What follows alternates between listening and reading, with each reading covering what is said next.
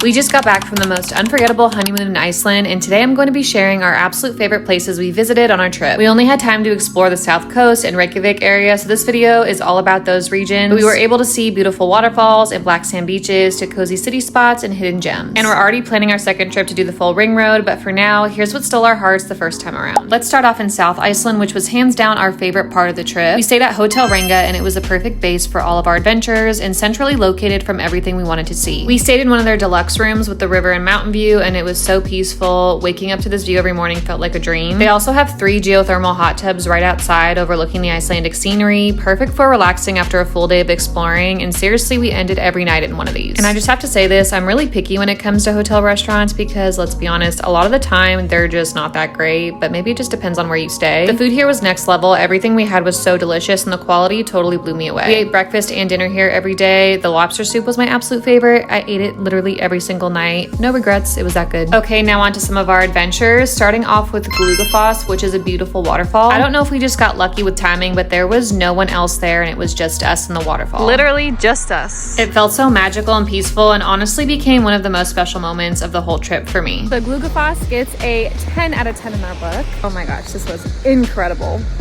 On to the next stop. We made our way to Vik, a super cute town in South Iceland, and the next few stops were definite highlights from our time there. First up, we found the most charming coffee shop called Skool's Café. It's literally a coffee shop inside of a school bus. We grabbed a mocha and a cappuccino, and honestly, 10 out of 10, it was absolutely delicious. Next, I'm not exaggerating when I say this is the best pizza I've ever had, and it's from a place called Crust Pizzeria, and they make their dough in-house using activated charcoal, which gives it that volcanic ash look. It's wild and insanely good. We got their number 1, and it had langoustine, truffle cream cheese, red onion, arugula, a bit of rosemary, and then some balsamic glaze on top. It just all tasted so perfectly together. And now for a black sand beach. Iceland is a country full of volcanic activity, and this is the reason behind the black sand, and it was incredible and like nothing I've ever seen before. And before heading out on a glacier tour, we pulled over to this little A-frame shack on the side of the road that sells crepes. I got a ham and cheese crepe and it was pretty good, plus the views were unreal. It honestly felt like something straight out of a movie. Good morning. So today we're going on a glacier tour in Vik, and I am so excited. This has been on my bucket list for my whole entire life. Currently eating a crepe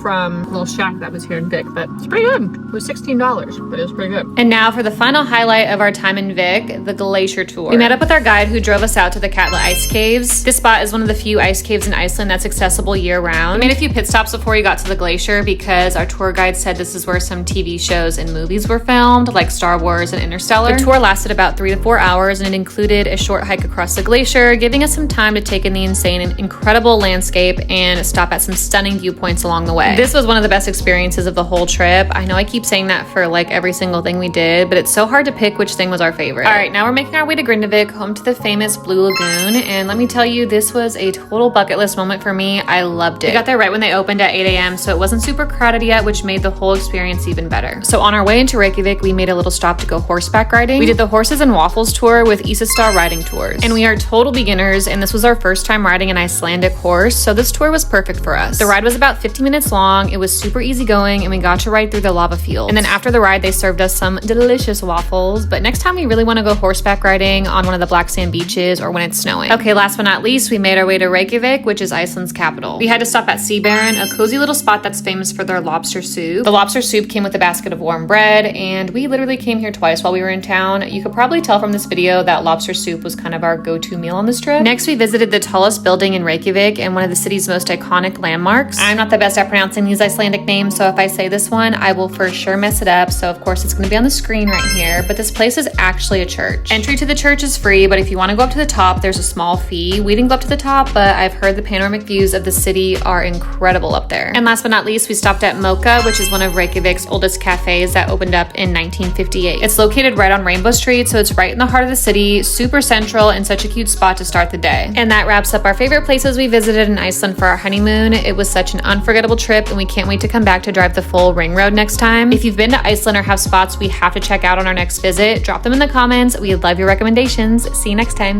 Bye.